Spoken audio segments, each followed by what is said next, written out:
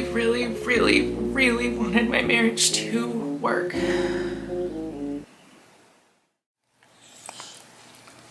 Good morning. Are you ready for some breakfast?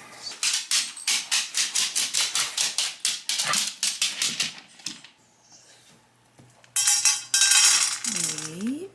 Go.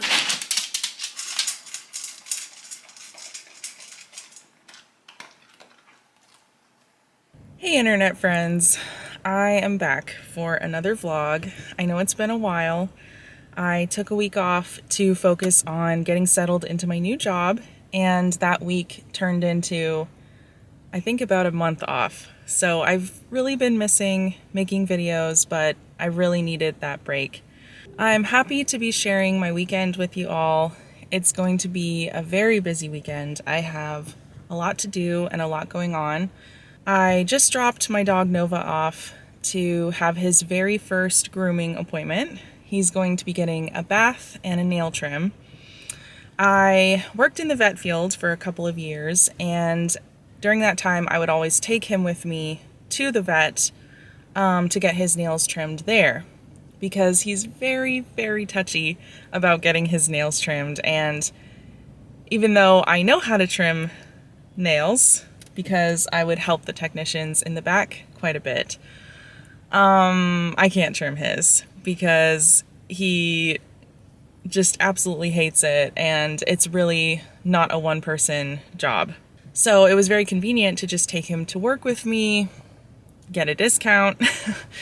But since I don't work in the vet field anymore, I have decided to take him to the place where he's been boarding before. So that was a little difficult to drop him off because I think he recognized where we were, and I did tell him beforehand, I'll be right back in a few hours. We're not boarding. I have no idea if he understood me or not, but I tried to reassure him as much as I could that I would be back soon. So hopefully that'll go okay. He's gonna be very fresh and shiny when I pick him up, and his nails will be clipped, which is great because he has been tearing up our rug in the living room because his nails are so long. We went too long this time, so definitely need to get his nails trimmed sooner next time. But switching gears to a much more serious topic, I am sitting here in the parking lot outside of the store. I'm about to go in and buy some supplies that I'm going to be dropping off with an organizer of a local protest. I came across this protest on TikTok by the organizer, and I won't be able to make the protest because of a previous commitment, but I still wanted to contribute. So I just reached out to her and asked if I could share some supplies if there was anything that they needed. So we're going to be meeting up today, and I'm going to be dropping those off. And I wanted to share this part of my day because I think it can be really helpful to be reminded that there are many ways to get involved. Protesting is an important way, obviously, but not the only way. I've been thinking about that a lot lately, and I just wanted to give a real life example by showing what I'm doing this weekend to still be a part of something that I really care about. I'm sure probably most people know that there are a lot of ICE raids happening right now. I live in California, and the bulk of these raids have started in LA. I personally live in NorCal, but I do love SoCal. I, have visited many times, and basically anything that happens in California feels like my backyard. It feels like home, it feels like it's happening in my home because it is. I, grew up in California. I was born here, and I've lived here my entire life. It feels extremely personal. It feels very close to home. While I personally am not affected, I have friends and neighbors and coworkers and members of my community that are, and that I'm worried about, quite frankly. And so it's very important to me to be a part of the resistance to, this really, really, really horrible thing that is happening. And of course, it didn't just start happening now, but, there is a burst of it right now, which I think the reasons are obvious. Heavy times. Heavy times for everyone. I know this is one of many, many, many, many, many important issues right now, and I do think that it is valuable to care about all of them. And it can also feel really, really, really, really overwhelming by the amount of, injustices happening right now all over the world. But I did see a TikTok about a week ago that I haven't been able to stop thinking about. It was specifically about these ICE raids, but it ended with a very short, I found to be very hopeful sort of reminder. And so I'm going to share it here in the video. So just remember it's all connected, but I will leave us on a positive note, and just know that history always shows that when capitalism is challenged, fascism rises. So we are on the right track. Hearing that gave me a lot of comfort. It helped me move through a lot of, hopelessness and overwhelm that I was feeling. So, all that to say, let's go get some supplies.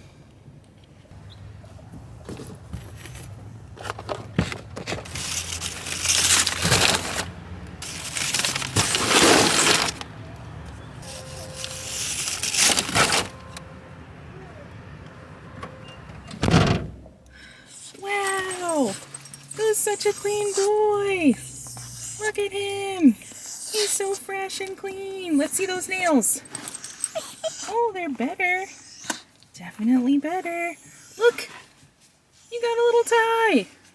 What? That's adorable! Oh my gosh! What a handsome gentleman. So clean and so dapper. Wow. I told you I'd pick you up. Yeah. Let's go home and see your sister. Huh? Shall we do that? Okay. Hey, sit down. Good boy. Good boy.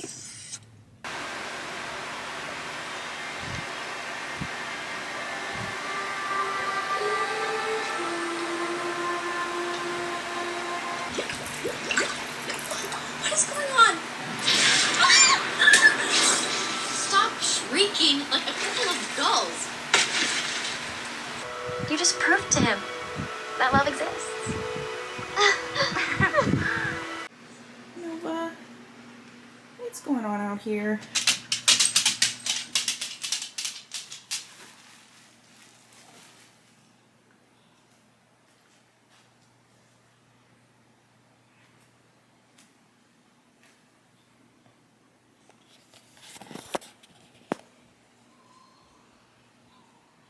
Apparently, he was really unhappy about the grooming this morning. Now I know not to leave bagged up trash by the door to take out later. I just hope he didn't eat anything toxic. I don't think there was any chocolate in there. Oh my god. Okay.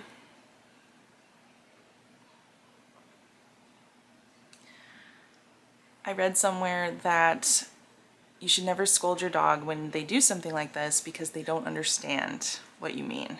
So,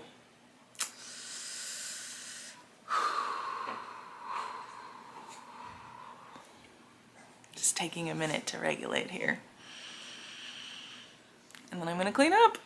Oh my God, I was not expecting this tonight. Okay. Okay, okay, okay. Peace out, see you tomorrow.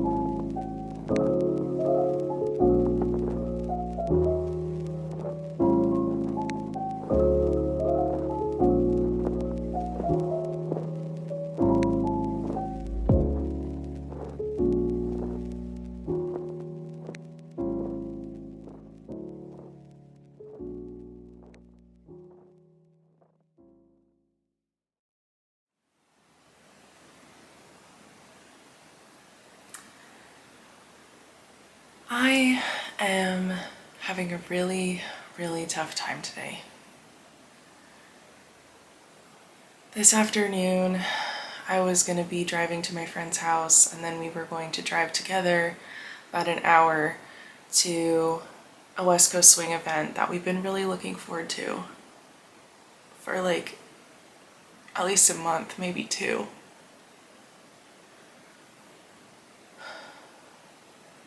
And I had to call her and tell her I'm so sorry, but I'm dealing with a low-grade anxiety attack, and I'm not going to be able to make it. I tried. I took my shower. I got dressed. I even got in the car and drove around the corner. And I was like, I don't think I'm even safe to drive right now. I am too not okay. So I let her know. She was very gracious and understanding. And then I cried. I just sat in the car and cried for a while. And now here I am, back inside, and I will be spending the rest of the day probably right here in my bed.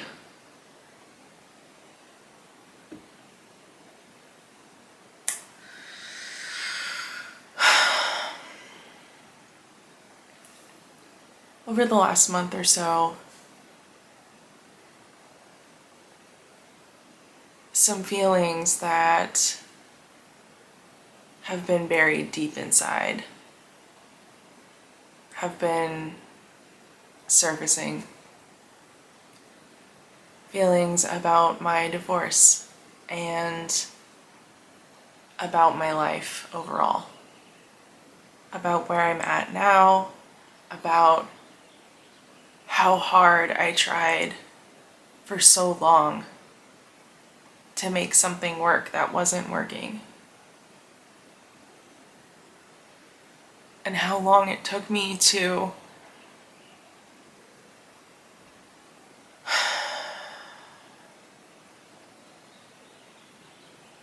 accept that it wasn't working.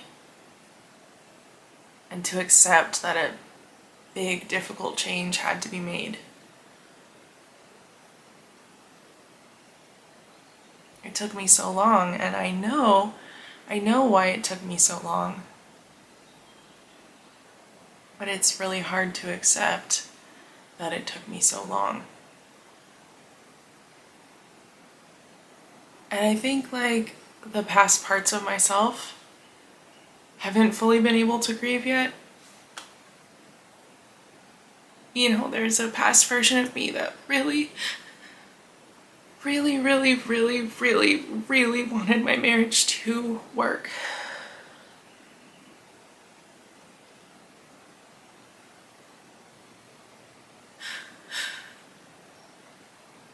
My life has not turned out the way I thought, the way I hoped. In so many ways, it's better.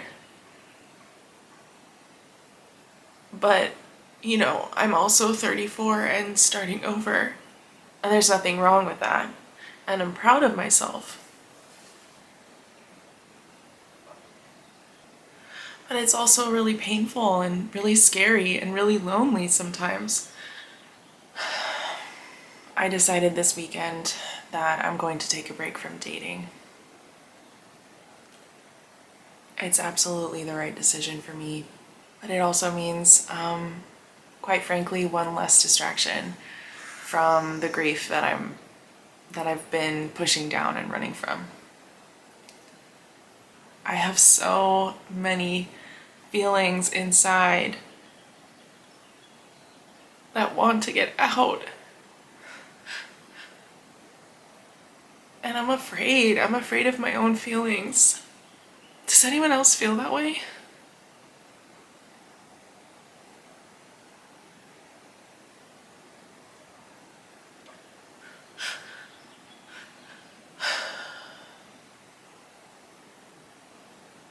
I was taught to be afraid of them when I was a kid. But they are demanding to be felt right now. They are demanding to get out. Making it through this divorce has been so difficult. It's been such a long process, such a frustratingly long process, and it's still not over. I feel like I've been saying I'm finalizing my divorce for months upon months. And I know that, you know, pushing my feelings down and distancing myself over the last few years has been a coping strategy, a very helpful way to keep going, to get through that time and to do what I needed to do and to build the life that I have built for myself up until this point. Work full-time, take care of my kid, make friends. But I feel like your body can only take so much, you know? Eventually, the feelings are gonna catch up to you. The grief is gonna catch up to me, and I feel like that's where I'm at right now.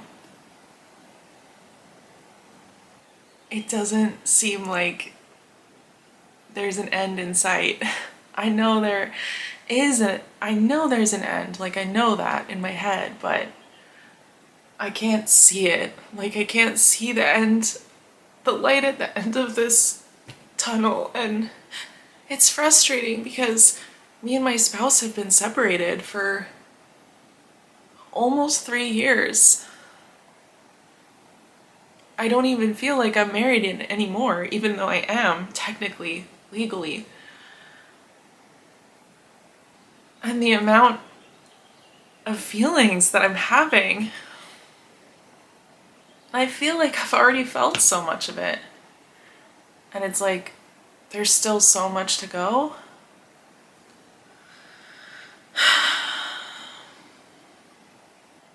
I'm trying to accept where I'm at right now.